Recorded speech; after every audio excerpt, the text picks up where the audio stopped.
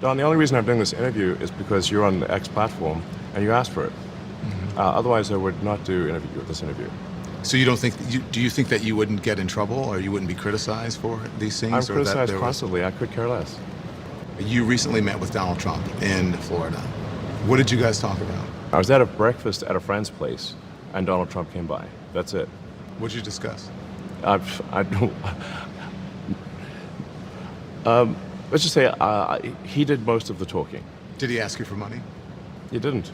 Are you going to loan him money to help pay his legal bills? I'm not paying his legal bills in any way, shape, or form. Did he ask you for a donation? No. Are you leaning towards anyone? No. You're not leaning towards anyone because you've been. Well, let me say I'm leaning away from Biden. You're leaning. Hate speech on the platform is up. Do you believe that X and you have some responsibility to moderate hate speech on the platform?